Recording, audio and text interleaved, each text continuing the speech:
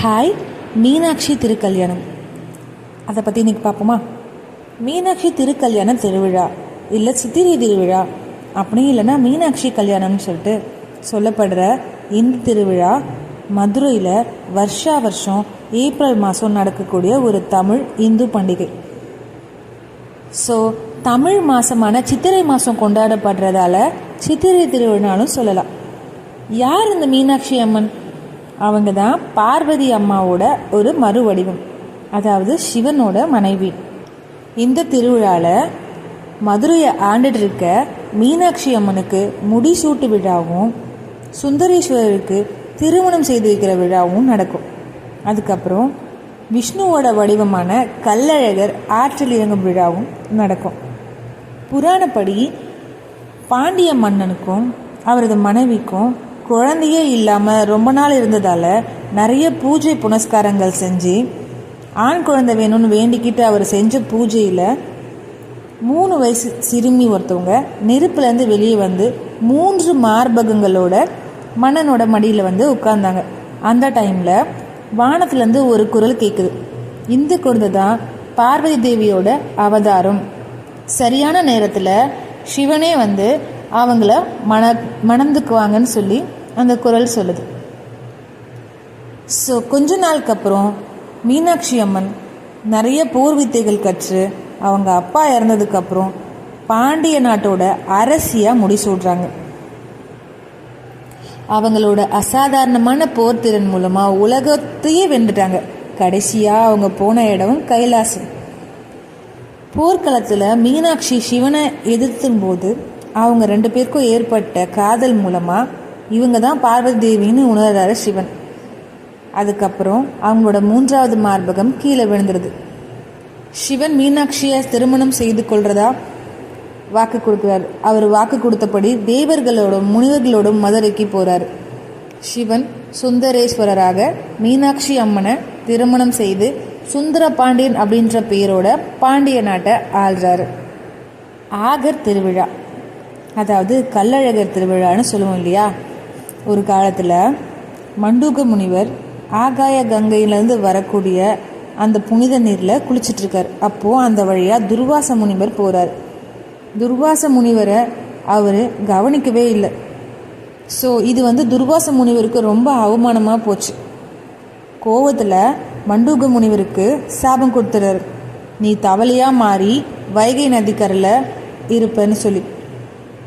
So அதனால் அவர் தவளையாக மாறி வைகை நதிக்கரையிலேயே இருக்கார். ஸோ அவர் சாபத்திலேருந்து விடுபட விஷ்ணுவோட ஆகர் வடிவம் தான் தேவைப்பட்டது. அந்த மண்டூக முனிவரோட பிரார்த்தனை கேட்டு மகிழ்ந்த ஆகர், உன் சாபத்தை போக்க நானே வைகை ஆற்றுக்கு வரேன்னு சொல்லி தன்னோட 10 அவதாரங்களையும் அவருக்கு காட்டி ஆசீர்வதிக்கிறார். மதுரையில் மீனாட்சி சுந்தரேஸ்வரருக்கு கல்யாணம் நடந்துட்டுருக்கு. மீனாட்சியோட சகோதரர் தான் ஆகர். மதுரைக்கு வர்றதுக்கு இன்னும் 20 கிலோமீட்டர் இருக்குது. அவரையும் தன்னோட உடைமைகளையும் பத்திரமா பாதுகாத்துக்கணும் இல்லையா? தங்கச்சிக்கு சீர் கொண்டு வர்றாரு. அப்படி வரும்போது யாரும் கொள்ளை அடிச்சிடக்கூடாதுன்றதுக்காக அவர் கல்வர் வேடமிட்டு வராரு. அவர் பயணத்தில் கொஞ்சம் தாமதம் ஏற்படுது. இந்த தாமதத்துக்கு காரணம் யார் தெரியுமா? சுந்தரேஸ்வரர் தான். ஸோ மீனாட்சி திருக்கல்யாணத்தை கன்னியாதானம் பண்ணி வைக்க வேண்டியவரே அவர் தான். விஷ்ணுவும் சிவனும் ஒன்றுன்றதை நிரூபிக்கிறதுக்காக சுந்தரேஸ்வரர் ஆடிய ஒரு நாடகம்னு சொல்லுவாங்க. ஸோ அழகர் வைகை ஆற்றை கடக்கும்போது அவரோட தங்கச்சிக்கு கல்யாணமே முடிஞ்சிருதுன்னு சொல்லி அவருக்கு ஃபீல் ஆகுது. ரொம்ப ஆத்திரப்படுறாரு. கோவப்பட்டு திரும்பி போகும்போது மீனாட்சி அம்மனும் சுந்தரேஸ்வரரும் வைகை ஆற்றுக்கு வராங்க.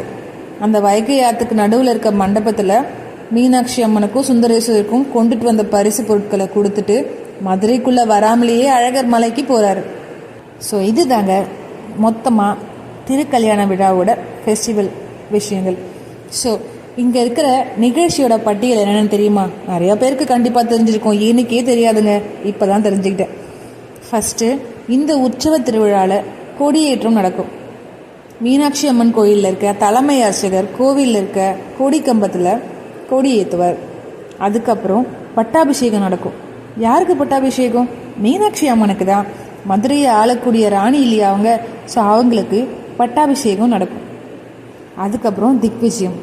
மீனாட்சி அம்மன் நிறைய ஊருக்கு போயிட்டு போராடி நாட்டை ஜெயிச்சு திரும்பி வரதான் திக்விஜயம். அதுக்கப்புறம் தான் சிவனை பார்த்து காதல் வந்து திருமணம் செஞ்சுக்கிறாங்க. அதுக்கப்புறம் மீனாட்சி திருக்கல்யாணம். மீனாட்சி திருக்கல்யாணம் பற்றி இப்போ தான் பார்த்தோம். மதுரையில் மீனாட்சி அம்மனுக்கும் சிவனுக்கும் ஏற்பட்ட திருமண விழா. ஸோ இந்த டைமில் பக்தர்கள் என்ன பண்ணுவாங்கன்னா, சூரிய உதயத்திலே எழுந்திருச்சு மதுரை மீனாட்சி அம்மன் கோயிலுக்கு போயிடுவாங்க. தங்க தாமரை குளத்தில் புனித நீராடிய அப்புறம் அவர்கள் சுத்தமான ட்ரெஸ் எல்லாம் போட்டுப்பாங்க. மீனாட்சி முதல்ல பாரம்பரிய முறைப்படி தான் வழிபடுவாங்க. அதை தொடர்ந்து விபூதி விநாயகருக்கு பூஜை செஞ்சு பக்தி பாடல்கள் பாடி பஜனைகள் பண்ணுவாங்க. கோவை வளாகத்துக்குள்ளே நுழையும் போதே விபூதி வாசனை அப்படி வருங்க. பழங்கள், தேங்காய், தூப குச்சிகள் தெய்வங்களை கொடுத்து வழிபடுவாங்க. கோயில் உள்ள பட்டாடைகள், மலர்கள், மாலைகள்லாம் போட்டு அலங்கரிச்சிருப்பாங்க. மதுரை மீனாட்சி அம்மன் கோயிலில் 50க்கும் மேற்பட்ட அர்ச்சகர்கள் பூஜை மற்றும் சிறப்பு வழிபாடுகள் பண்ணிட்டு இருப்பாங்க. கோவிலில் இருக்க பிரதான பூசாரிகள் திருமண சடங்குகளை செய்வாங்க. நிகழ்ச்சியின் நிறைவில் மீனாட்சி மற்றும் சுந்தரேஸ்வரின் உருவங்கள் புஷ்ப பல்லாக்கு மற்றும் யானை வாகனத்தில் பெரிய ஊர்வலமாக எடுத்துகிட்டு வருவாங்க. இதுக்கப்புறம் தேர் திருவிழா இருக்குது. தேர் திருவிழா இல்லைனா ரதேஸ்வரம்னு சொல்லலாம் இல்லையா. இது மீனாட்சி